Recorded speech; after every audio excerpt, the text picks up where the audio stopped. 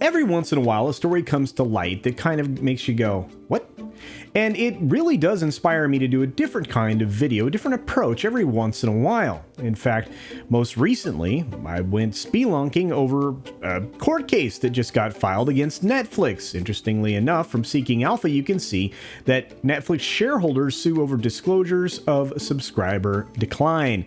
A lot of this has to do with the way that they make financial statements during their quarterlies, and this particular shareholder, on behalf of some others, essentially says you misled us. And while that may be a manner of semantics, it's quite possible. But here's the thing.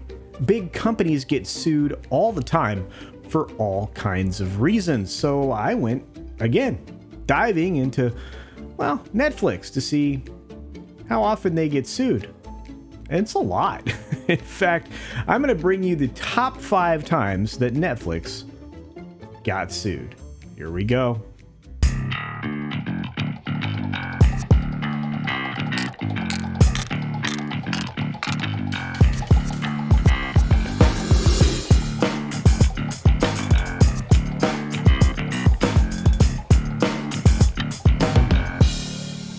So like I said, this story popped up across lots of places, including Deadline, which I have the article highlighted here. It says shareholder sues Netflix for violating securities law as weak subscriber growth tanked stock. Well, that, amongst many other things, didn't help. Of course, their content has been lacking, at least as far as some of the audience is concerned, and some of it has just been downright offensive and maybe a little bit borderline, at least in some people's opinion. So it's not unusual that, your stock will trend up and down as a sign of the times, but being the biggest bully on the block, Netflix got hit pretty hard, and it hit the shareholders in the pocketbook as well. So they're being sued. So I promised that I would look into some other stuff that went along with this, because that's what happened. I went looking for Netflix sued, and a giant bunch of information came up. And like I said, these are the top 5 times, the top biggest lawsuits that are filed against Netflix, at least going back starting around 2020, right? That's about the time I was able to grab this article from Cord Cutting that we're going to look over now. And as they say in here, and I've already said, big companies get sued all the time. Netflix, of course, faces a lot of things. In fact, in a quarterly filing in July of 2020, they essentially say they do not consider any of its legal matters material other than individually or in the aggregate at this time. This was in response to people's concern over getting sued over some big things. These are quotes. They say, we are engaged in legal proceedings that could cause us to incur unforeseen expenses or could incur significant amount of our management's time and attention. Well, that happens to everybody. But let's take a look at the 5 biggest lawsuits. And of course, these were gathered together by this Cord Cutting folks. And there's one in particular that's just going to make you laugh. I'm saving it for the end. So let's start with the legal threats that were on the horizon at the time. Obviously, the Space Force copyright issues. I don't think that ever that ever went anywhere. I mean, Netflix went all over the place, essentially trying to trademark that and copyright that, et cetera, et cetera. Of course, legendary attorney Alan Dershowitz threatened Netflix at one point in time, saying that he was misrepresented over the course of certain events, and we won't dive too deeply into that. So starting with number 5, though, Netflix is involved in, or was involved with, the folks around the Netflix Sherlock Holmes series. Now, Netflix faced lots of copyright cases over its original programming, but the legal battle is just now beginning over the character Sherlock Holmes. Now, of course, this has been rectified to my understanding at this point in time, but this is going back then. Of course, the author's estate is alleging that Netflix used the character traits of Sherlock Holmes that appear only in the final 10 stories. Sir Arthur Conan Doyle was deeply affected by the events of World War I, and it changed the nature of his writing, according to his estate. It was only after World War I that Sherlock became a nice and empathetic fellow. In their view, the Sherlock of Netflix, Enola Holmes, and this is the thing that they're claiming, was a bit too much in the way of kindness and emotional intelligence, and therefore in violation of the estate's copyright. Now, this may or may not make its way in or out of things, but apparently Sir Arthur Conan Doyle's estate has been very notorious for being litigious. So we'll see, or I believe it's been resolved, but I'll double check on that for us here in a little while.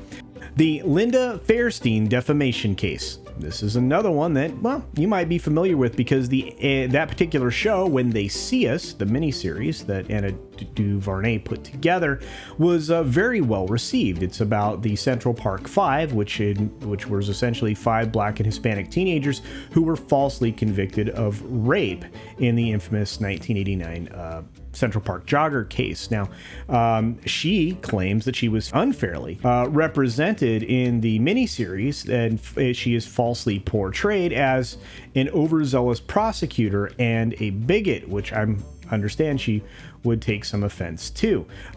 She wrote that she was pleased that the rape convictions had been vacated in light of the new evidence, but that she felt that the other convictions for the lesser crimes, on suspicion of which the teams had been apprehended in the first place, should have stood. Now, DuVernay's documentary does blend truth with imaginative dialogue, because obviously nobody was there, nobody was recording it, and nobody wrote it down, and the words it attributes to Fairstein aren't very nice or pretty in this case. But whether that meets with the standard for defamation is another matter. Now, of course, DuVernay's series is presented as being based on true events and is not a documentary, and Fairstein's legacy was connected to her role with that particular case. So that happened long before DuVernay's series came about, but we'll have to see how that turned out in another video. Of course, Broadcom is claiming against Netflix a patent infringement. Now, that happens all the time. A lot of companies will produce a product. They may utilize something that another company built or put together, and they unfairly infringe on their patent, the way that they go about building something or mechanize something, whatever. Broadcom's claims relate to 9 different patents, so it's not just one. It's a boatload. Together, the claims affect some of pretty significant chunks of Netflix streaming infrastructure and content delivery systems. Basically, at stake are the systems and the techniques that include some of those that Netflix used to deliver content reliably and without interruptions, or of course choppiness or video lag or anything else. So we'll have to see where this is. I don't know where this is at. I don't believe it got settled, so we'll have to check on this one another time. Of course, Monique's discrimination case in 2018, Netflix offered comedian and actress Monique a $500,000 premium to do a stand-up special. And she didn't just turn them down. She actually turned around and sued them and accused them of being gender biased and obviously racially biased, or some form of discrimination. Basically alleging that Netflix makes it a practice to offer less to Black and female performers. Her $500,000 offer was worth less than that Netflix offered and paid to performers like Amy Schumer, Chris Rock, and Dave Chappelle. Well, I'm not really all that familiar with Monique, and maybe that has something to do with how much he was being paid or offered to be paid, so we'll have to see. Netflix will obviously, or maybe probably already did, argue that market forces, not bias, determined its offers, but we'll have to see. And market forces means you're not a big enough name, which I would have to agree. Of course, then we come around to the one that you are probably the most familiar with, Netflix's original film based on the Black Mirror series called Bandersnatch. It was essentially a choose-your-own adventure way of going through a streaming show. The problem is, it didn't go over very well with the Vermont book publisher ChooseCo, LLC, which actually has been publishing those choose-your-own adventure books for decades. And the company promptly sued Netflix for violating its copyright. A motion by Netflix to dismiss that case was denied, so that case moved forward. Again, to check on that. And in 4 previous lawsuits, and the one that I think is the one that's the most valuable, it's the one I've been building up to, it's the most important one. The devil is in the details. This is back in 2018. If you watch The Chilling Adventures of Sabrina on Netflix, you'll be able to spot a devilishly cool prop, according to the story here. A spooky looking goat-headed sculpture. Now, the funny thing is, I went digging on this one. And it didn't take me long to find a case that essentially outlined exactly what happened. From Inc. magazine, Netflix just got sued for $150 million.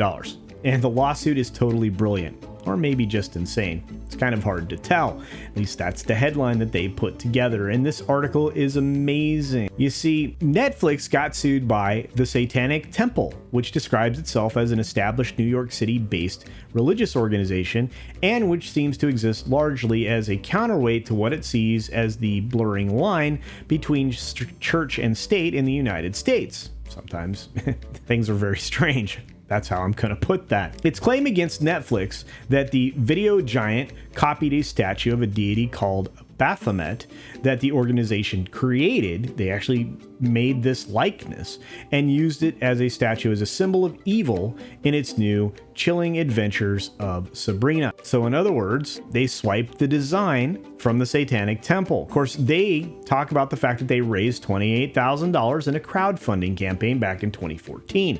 And as part of that effort, they essentially were trying to get this or give this as a gift to the state of Oklahoma, who had just accepted a monument of the 10 Commandments at the Capitol. So they were trying to make a point.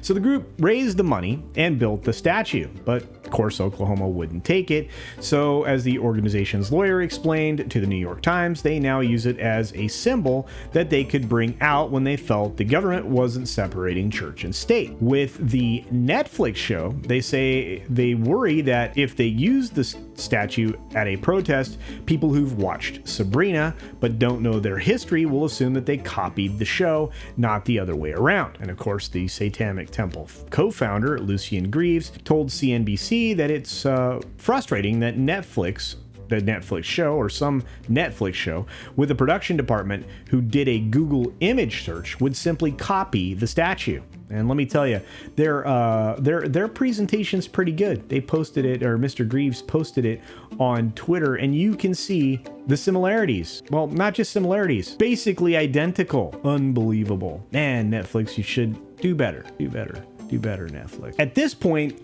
I don't know where this case is at. I will look into it for you, but there's a case that was very similar that ended up with a $3.5 million settlement. It seems that the U.S. Postal Service had been utilizing the imagery that was created for the New York Hotel in Las Vegas as essentially the Statue of Liberty on a stamp. And again, they settled for about $3.5 million. I imagine that the temple here may probably get some financial compensation. We'll have to see. Anyway, what do you think? Do you think that this is a fun way to go about covering some of these subjects with a little bit of a top 5? This is the kind of video you might be interested in. If it is, just let me know in the comments section down below. Hit the like button if you're not subscribed. Hit that as well. Check out all the other great content on the channel and the live streams that I do, well, a lot. I stream an awful lot. And of course, support independent creators out there. They absolutely deserve it as well. We've got a lot of them. They bring a lot of great content to YouTube and all the other streaming platforms. So do check that out as well. And with that being said, be sure to take care of yourself, take care of others, wash your hands, of course, because it's good hygiene. And until next time, bye. Hey there, one last quick note before I let you go. And before we make it to the end of this video, I, CultureCasino, have a brand new Teespring store. That's right, you can now go to Teespring, look up CultureCasino, or use the link in the video below, and pick out some handsome and beautiful CultureCasino merchandise with many different designs and styles and colors. Many different items. I was actually surprised at all of the things that you could create, and I have some more designs and items on the way here shortly. But, you know, if you want to support the channel in that way, there is some merch. Otherwise, here comes the ending. Thanks for visiting today. Be sure you're subscribed and hit that for alerts. Yay! Of course, like and share all of the videos that you can, as it helps with the algorithm. Have a great day.